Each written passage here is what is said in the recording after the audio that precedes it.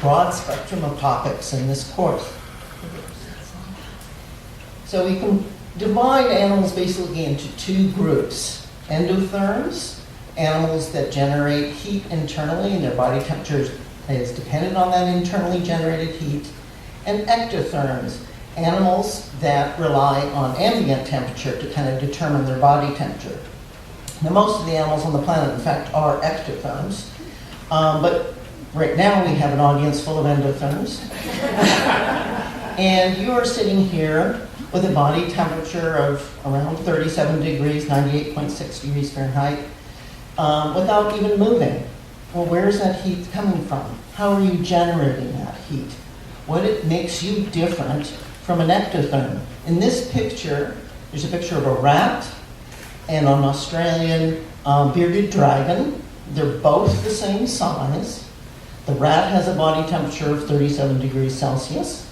And if you put the lizard in the sun, its body temperature can be 37 degrees Celsius. Yet that rat is consuming calories at about 5 times the rate as that lizard. That's a cost of being warm. But we're going to be talking about what really makes endotherms different from ectotherms at a structural level, at a cellular level, and even at a subcellular level.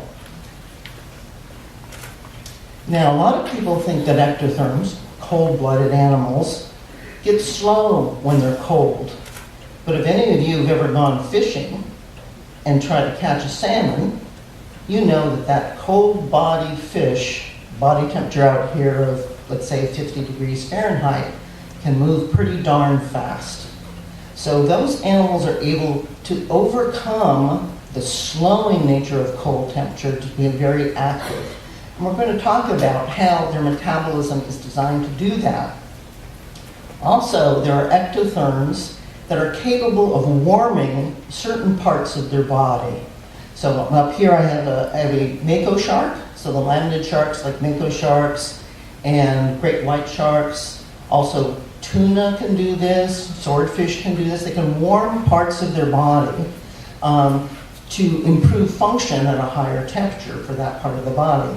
And even some insects can warm parts of their body while the rest of it stays cold to maintain levels of high activity.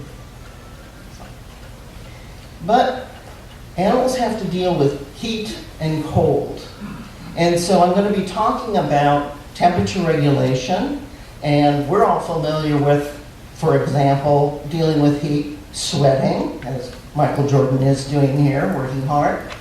But animals have other ways of dealing with heat. Panting, for example. I'm sure all of you have seen dogs panting, but why is it that they can pant and pant and pant and not hyperventilate? Okay, we'll talk about that. Animals will also adjust their circulatory system in order to dissipate heat, as shown in this jackrabbit. And also we'll talk about postural changes that will occur in order to regulate heat.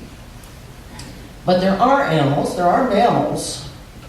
are a little bit more cavalier about dealing with high body temperature. And this is what's shown in this camels. Camels are what are called heterotherms. They actually allow their body temperature to fluctuate, and we'll talk about that and why that's actually a very clever adaptation for living in a hot, dry desert. On the other side is dealing with cold. So as we're all familiar right now with this cold snap, we're all bundled up, we're all increasing our insulation by wearing more clothing. But if we get really cold, of course, we shiver, and I'll talk about what controls that shivering, and I'll also talk about what controls generating a heat that's not due to shivering. Okay, so non-shivering thermogenesis. Also, I'll talk about some interesting adaptations that animals have for living in these cold environments. And what's shown on the far end over there is a western gull paddling around in cold water. If we had you paddling around with your feet in very cold water for very long, you'd start getting pretty cold. But the gull doesn't lose heat to the environment. Similarly, a caribou standing in snow with its legs covered in snow doesn't lose much heat to the environment. And I'll talk about how they have some very clever architectural designs within their body that allows them to do that.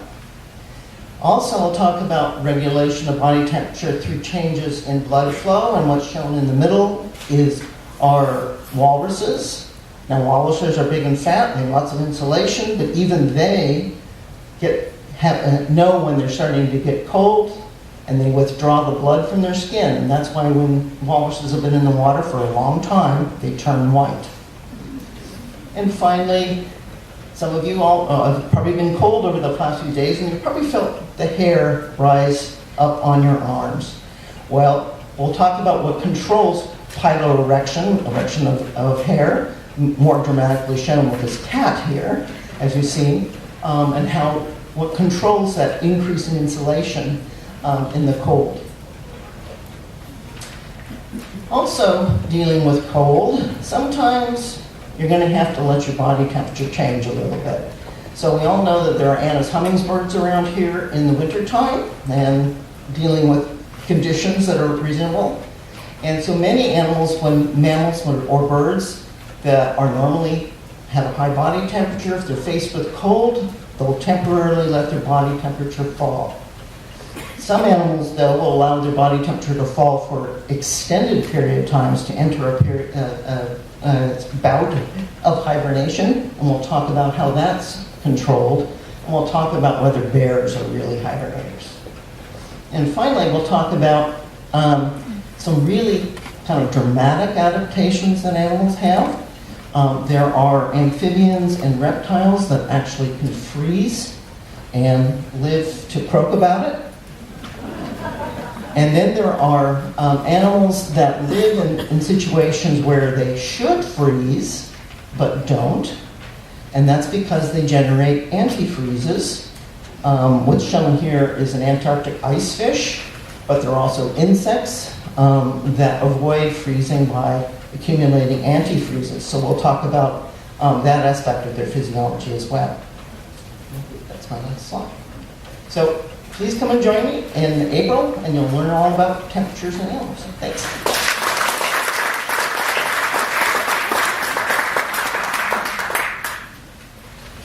I think most of us are interested in different cultures, and one culture that's really not too far away from us are the Maya. Dr. Jerry Eck is going to teach us about that.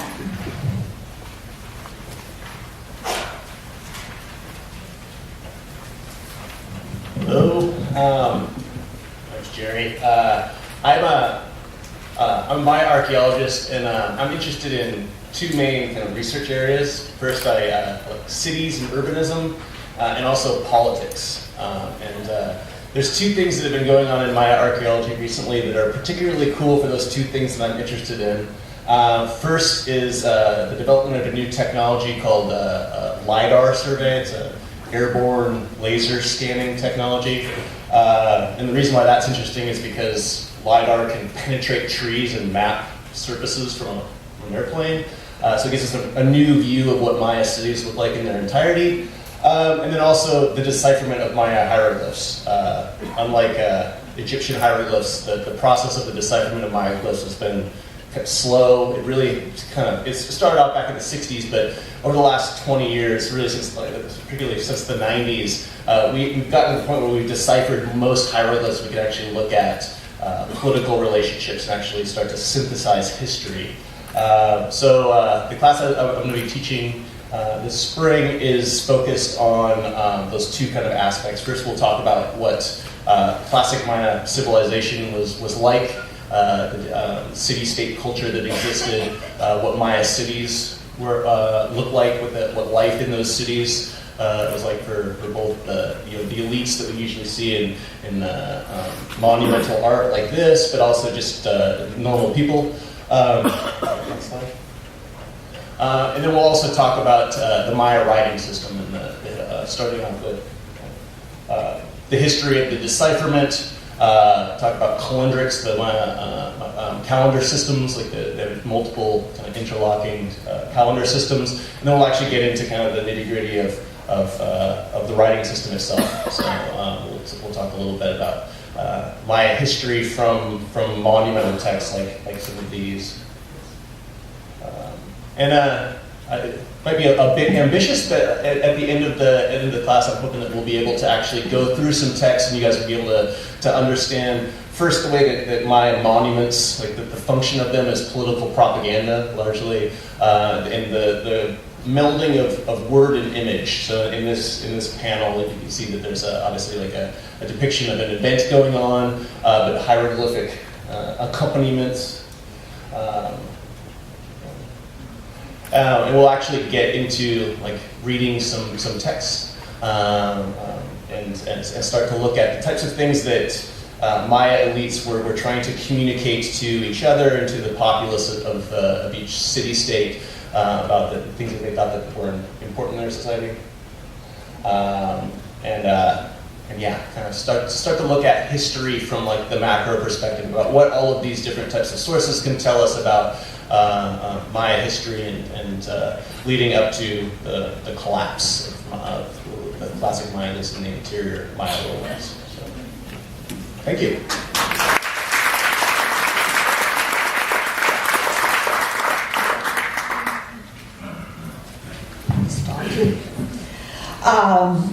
Dr. Katherine Bullock is a really fun, energetic instructor who has taught us in the past about medieval manuscripts. She loves all things medieval.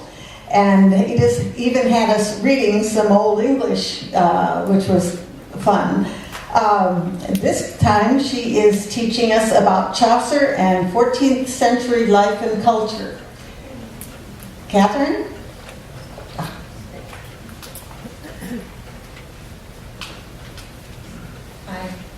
I love reading and talking about Chaucer, and I cannot wait to talk with some of you about him as well. He's a 600-year-old writer, over 600-year-old writer. He's not actually still alive. His writings are over 600 years old. And you read them, and it's amazing how much the text can seem very contemporary because of the ways that he talks about social issues, the way that he talks about politics, the way that he talks about gender relationships. And then you'll encounter something that is so clearly medieval that you sort of get snapped back into the fact that you're reading something that's that old. It's just sort of mind-blowing. So we're going to be looking at these texts not only to understand a little bit more about Chaucer as a writer, but also just to understand a little bit more about what English literature looked like that long ago. It was sort of an interesting period where you had three different languages all sort of competing with each other at the same time. You had the aristocracy speaking French, you had the clergy speaking Latin, you had all the disempowered people speaking English. Chaucer chose to write in the language of that third category, even though those weren't the people who, for the most part, were affording the resources to buy text. So we'll talk a little bit about why he made the choices that he did and the broader landscape of the time period that he's coming from. Now, there are two quick things I want to mention before I step down from here. One is what you'll be reading. The other is why the meetings are going to be taking place in special collections. I think I'm the only person who's located in that space. I'll be circulating among all the folks who sign up for the class a link to an online resource that gives Chaucer's poetry in both languages, both in Middle English and in translation, so you can have a chance to see both of those. I'm not expecting folks to do a ton of reading to come to the class. You don't have to read anything to come to the class, but I do want to make sure you have those resources so that if you want to do some extra reading on your own, I think it will enrich the experience quite a lot. The other thing is that we're going to be meeting in special collections because that space has not only an assortment of facsimiles, copies of the manuscripts in which Chaucer's texts are preserved, but also other supplements, real medieval manuscript materials that I can share with the class as a way of sort of giving you a broader sense of the literary landscape in which he was writing. So please come to the class, and I'm happy to answer questions after if you have any. Thanks.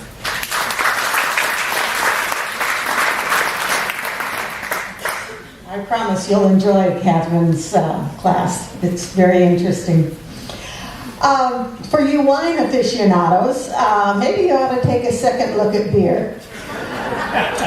There's more to it than you think, and Camry Chapman is going to tell us about it. She's not here. Oh. Sam's here, though. Okay.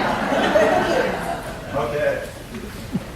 Yeah, so I'm teaching this course with Camry, and she's the teacher and I'm the brewer, so I'm not used to the microphone, and last time I had one of these in my hands, I gave a pretty embarrassing wedding toast, so hopefully this goes better. But yeah, like Carol said, this course is on beer, and it's really cool just in listening to everybody that's given the presentations before me, just to gauge their passion.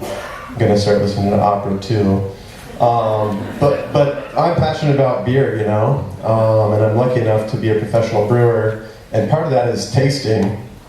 And you're probably like, Sam, yeah, I'm going to go home and taste some beers tonight. But really, that's quite a bit different. I think that's drinking beer, you know, like drinking beer is sitting on the beach in Mexico and golfing, you know, at the Mariners game. Whereas tasting beer really is for a purpose of analyzing the components that create flavors, that create aromas, and then talking about those and discussing those and really knowing what you're tasting and being able to appreciate those. So with this course, the biggest part of it is introducing it. Because a lot of these terms that we're using are not things that people have heard about before. Because maybe you've done a wine tasting, or liquor, or coffee, or for chocolates. But a lot of the beer stuff is really different because it's taken a long time to get back to the point where local beer and breweries and craft beer and these really creative beers have got back to the popularity that they were before Prohibition, you know. Just recently, we finally climaxed the number we were before Prohibition, which is about 4,000, and just within Washington State there's 450 breweries, and they're all doing different beers. And so with this course, what we really want to do is introduce you to the brewing process and take you what we call from grain to glass. So we're going to start by teaching you the raw materials, you know, hops, grain, water, yeast, and then taking you through the brewing process. So this is going to be taught at our K2 facility, which is more of our production facility. So it's a big, beautiful, shiny warehouse with all this stainless steel, which is a brewer's favorite color. So we can really look at the tanks and walk through each portion of it, and I'll teach you what exactly is happening and how that's going to affect the final product. So we'll go through the brewing process, fermentation, cellar, and packaging. And once packaging is done, the most important part, tasting. And really with the tasting, it's cool because this is something that is a huge part of my job, and from an analytics standpoint, we really want to be consistent with the flavors, and we want to nail the flavors that are our goals. And so in teaching you guys that, we can look at, oh, how did this hop create a bitter profile? How did it create a fruity aromatic, yada, yada, yada. Which is cool because I think it's a lot of things that people haven't experienced before in beer, because they think it's just yellow fizzy lager that they, you know, drink with peanuts. But now it's just, it's really creative and it's really fun, and, you know, I could sit up here and talk about it for quite a while, but I want to save that for the class.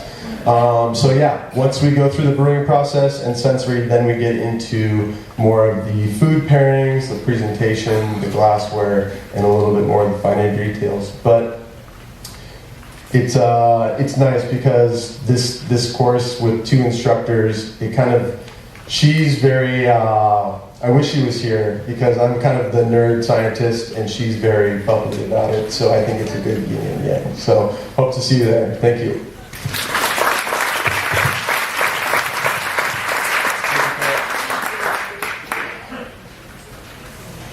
Allison Gibbon is an English professor at Western and has given some very popular classes on literature. Literature is a popular subject also for ALL attendees.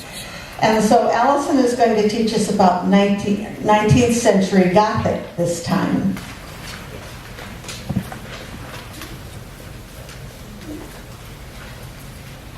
Good afternoon. You're going to have to excuse me. I'm recovering from a terrible cold, but I needed to make it here today because I really want to talk about this class.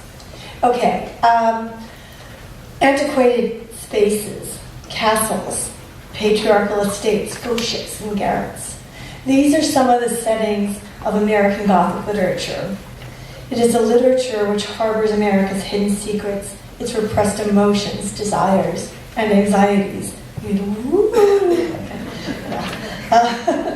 With all of its strange and supernatural effects, Gothic literature seems to offer a kind of escape from reality.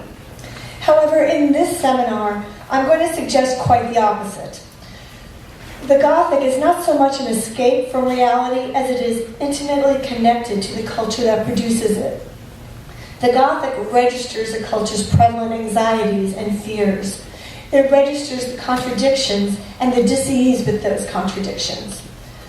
So, for example, American Gothic literature often responds to those comforting myths that America tells itself, those comforting myths of America as the locus of liberty, justice, and humanitarianism. And it reveals that that shining city upon a hill is built upon the horrors of things like chattel slavery, or Native American genocide, or the oppression of women. So in this class, we're going to focus on two fantastic novellas. One of them, Herman Melville's Benito Cereno, that was published in 1856, and the other, Louisa May Alcott's fantastic novella, Behind a Mask, published in 1866. Now, at first glance, these two narratives might appear to have nothing in common. Melville's is an exciting and often violent tale of slave insurrection set on the high seas, while Louisa May Alcott's story offers a narrative of courtship and an inspiring governess on a stately manner. Yet both stories draw on the figure of the trickster, the con man, the witch, in order to poke and prod at white middle-class America's complacent assumptions about race and gender. Both stories achieve the best that Gothic literature does. They pull back the veil and reveal what Americans feared most. They offer counter-narratives to America's optimistic stories about itself. So please join me in May. We're going to have a lot of fun reading these two novellas. Thank you.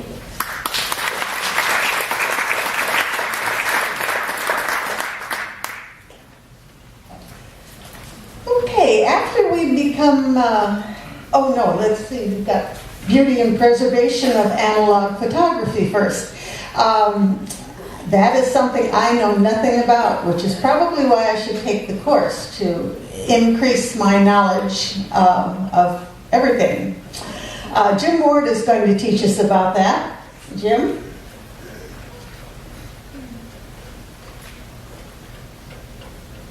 Thank you. Welcome. My name is Jim Ward Morris, and I'd like to start out by saying that opera and beer, analog photography can change your life in the same way that opera and beer can change your life. So please consider that. I'm here today to talk about analog photography, analog images. And how many people here today remember taking pictures with something that looked like this? Raise your hand. Well, this course is for you then, because if you listen, that's that sound that is in our digital machines, but that's analog photography. That was the original analog click. In this class, I will be discussing a subject that I care about, and a discussion that many people all over the world care about: the history of analog photography, the beauty of analog photography,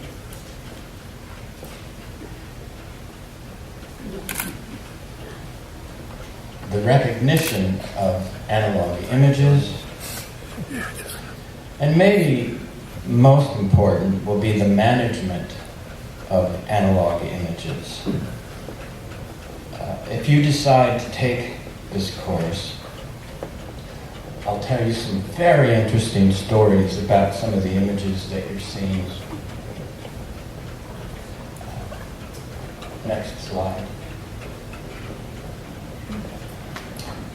And if you decide to take this course, I will talk about how easy it is to manage and preserve your analog images and your analog prints and your analog photographs.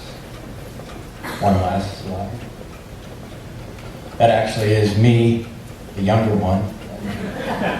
That's my father. And then I think I have one last slide just as an overview. And I think I'll leave you with that. Thank you very much.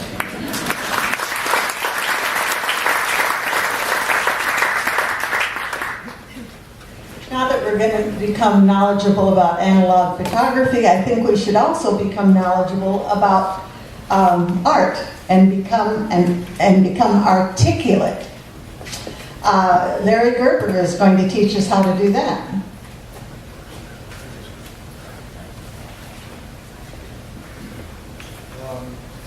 Came up with the word articulate several years ago, about 1985, because I found my instructing in the universities, they didn't have tangible words for pictorial image. So I was using words, use the word shadow, light, etc., to define art. As an artist, I have a whole host of vocabulary words we use. How do we make something three-dimensional on a two-dimensional paper? There are terms for this. We call it the core shadow. Nothing without that core shadow is ever going to look three-dimensional. So I stress in all my classes, lectures, that what we must learn is, once again, how to become articulate. You can go on. It's called How to Read a Painting. So when you start going into museums first, I'm not used to mics, I'm used to the projector. So when you go into museums, rather than you look at the subject matter of the painting, you start looking at the hows and the whys. How did this person get from point A to B? What was the concept originally to start the painting, then all the spaces in between to get to the final part of the painting? I also stress again with my students, once again we do critiques, is to use the language. In other words, so when they're talking about their paintings, they can articulate anything they have done on the paintings, just like music.